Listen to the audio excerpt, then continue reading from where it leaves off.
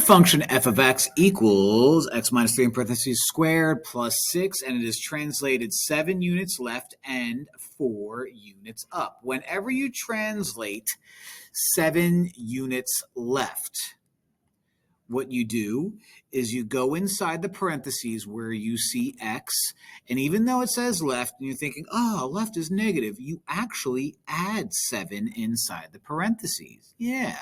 And when you go 4 up, you add outside the parentheses. So given the fact that we were given this information right here, x minus 3, we're going to add 7 to that x minus 3 and end up with x plus 4 squared. We're going to add 4 to 6, making that 10. And at the end of the day, g of x, which is what we're trying to find, is going to be x plus 4 in parentheses squared plus 10, which is B.